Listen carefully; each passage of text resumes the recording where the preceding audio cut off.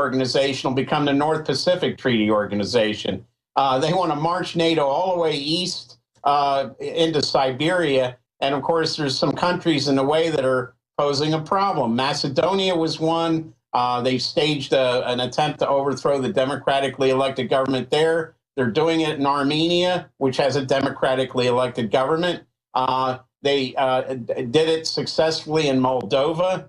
And this is what's going on. And Hungary and Poland have said that Soros is involved in operations there to destabilize their government. And Wayne, here's another key tidbit. Macedonia, like Turkey, is a key border where all these Muslims are coming across and getting through. So Soros and NATO are blowing open the gates to Europe, invading Europe, the opposite of what NATO is supposedly for.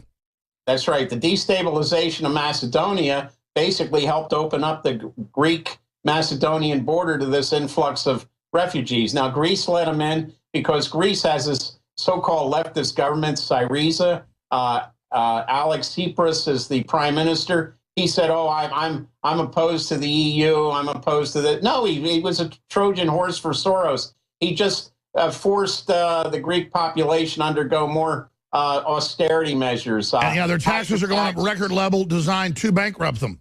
Cutting services, cutting pensions. So here was a case where there was a Soros Trojan horse introduced as the savior in Greece. The previous governments were Soros influenced. And see, this is how Soros operates. He operates on both sides. In Latin America, he supports the fascists that have just taken over Brazil, for example, which is now going to undergo drastic cuts in social services. And Argentina, both these countries will be pauper nations soon.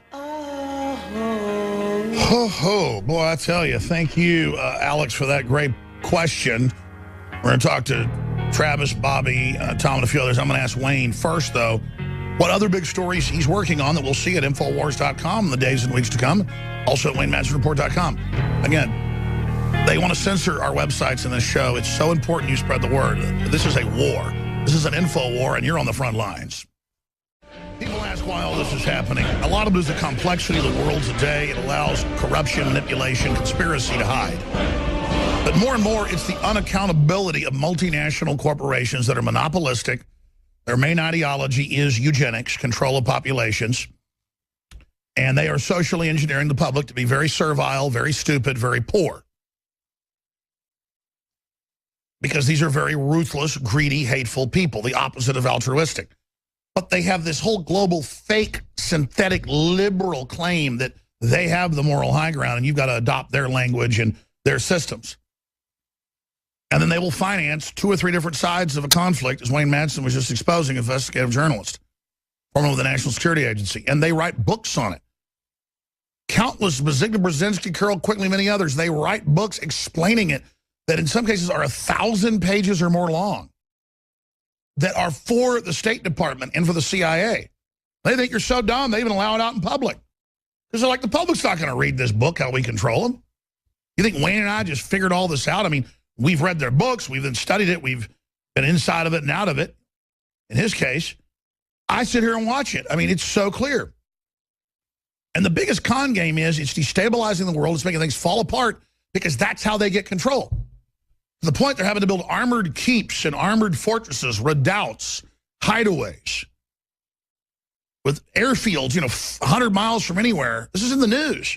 We told you about it first because we have the sources. Because I think everything may melt down. Wow, great job.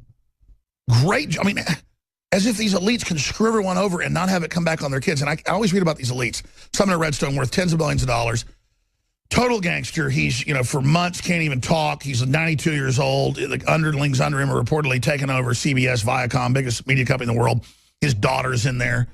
And, Soros is almost there, too. It's like,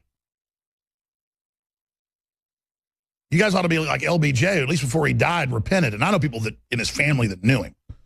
I mean, he was breaking down, crying, scared of God at the end. And just, he doing it people's, I'm not going to get into it, but obviously a lot of the Johnsons live here and their cousins and people and prominent business folks. And he would come into their businesses and just absolutely break down crying. He didn't run again. He had all the power, everything. He just finally woke up and said, what have I done? Not these people like Redstone and folks. I'm telling you, man, they need to repent. They need to stop what they're doing. Just because they can pull this wickedness off and confuse people doesn't mean that it's okay. But separate from them waking up, I want to ask Wayne about this and take a few more calls. We have to wake up, those of us that are smart enough to understand this and really rally and organize and not just hate the dumbed down public. And I know they're like piranhas and dangerous lemmings or a stampede of cows. I get it. But a lot of folks go, well, isn't it lucky for us? The public's so dumb. And I'm like, no, it's not lucky for us. It's dangerous. And I'm not going to just get off on it and go, I know how it works. Other people don't. I'm all sardonic. It's because I got common sense, folks. I have empathy, which is a good instinct. I see a dog run over by a car flopping around, I feel for it. Well, I see it happen to humans, I feel more because I have empathy. And they've taught us in this modern world not having empathy is good in general, but have it only when the media says, flip a switch on and then you can have empathy for whatever little special thing they're doing. We need to start having our own emotions and our own concerns that come from us and come from our ancestors and come from our instincts and come from God and common sense. Wayne, I didn't mean to go off the deep end here. I want to go to some calls and let you get into other big topics you're working on, but how do we stop these people? I'm going to ask you that question. I mean, do you agree with what I said about them, or what do you add? I mean, I'm just really don't like to see where the world's going. It's obviously going into total macabre, where just like ISIS, the extremists just battle with each other to be more and more extreme until we end up with the, Doomsday, the character from Superman or something, just pure evil. Yeah, I wonder how many of these upper echelon people even have a conscience. You see the decisions. Yeah, I also have read and heard about LBJ toward the end, and he grew a ponytail, and he became basically one of the hippies he used to rail against when he was president, and they were outside protesting the war. So, but I don't think a lot of these people really think too much about the harm they've done. People like Soros and Kissinger. I mean, Soros gives money to all these causes around the world that don't seem to do any good. They seem to cause more problems. So I don't know what kind of great benefactor he is. And he's thrown billions around the planet. I mean, he bought Human Rights Watch basically for $100 million. And he's invested heavily in Amnesty International. Neither one of those two organizations are the same organizations that I worked with back in the 90s. They become promoters of disruption, promoters of color and themed revolutions on behalf of the United States and the neocons. And so I don't even pay any attention to Human Rights Watch or Amnesty International anymore because they're bought and paid for. Well, if somebody can send me the clip, I'd be very thankful. I've seen it many times on the internet. I've played it probably 50 times. And then suddenly, about 6 years ago, I went back to find the 1999 or 1998 60 Minutes interview with George Soros with whoever the blonde lady was on there. Stahl, I think's her name. And Stahl. Yeah. And just like folks, you didn't believe me, you can go look up on two different channels, NBC and CNN. Madeleine Albright got asked, 100,000 kids have died under your sanctions alone. Is that a good price to pay? She says, yeah, it's a good price to pay. I mean, she really said that. That clip's still on the internet. We can find that and play it. But the clip on Soros, I have had my whole crew look for days in the aggregate. I mean, they've spent days looking for it overall. And back then we found it and didn't know how important it was. It got erased off some hard drive, but they would hit us with copyright. We'd put it up even 20 seconds. But she goes, do you feel bad about helping the Nazis round up your fellow Jews? And he goes, no, I don't feel bad at all. I did what I needed to survive. And it's like, oh, I ate my kids to survive, or whatever. People go, well, they would have killed him. What? I mean, it's like, it's okay. That George Soros did. And now it's okay. He does this. It's like, it's crazy. Yeah, and a lot of people aren't aware of his father. His father, Tivadar Soros, was the promoter of Esperanto, this international language that was supposed to replace all of our other languages. Everybody would be able to communicate with one another. You talk about a globalist project, fortunately one that seems to have failed. And I don't think they'll run with that anymore because basically the internet has taken over from that Esperanto project. I mean, And let's expand. That's key. These people have an instinct to dominate and control. They never get it fully in control because their own people are backstabbers. They will not get their New World Order project. People know about it now. It's going down. Do you agree with that, Wayne? Right. And, Esperanto was obviously this idea to have everyone speak the same language. It'd be easier to control everyone if you spoke a common language. But we don't need that now. Now they're trying to impose this on the internet because you don't need to know one language. You got these automatic translation systems that do that for you, basically. But they manipulate it. Yeah, they can manipulate and the emojis.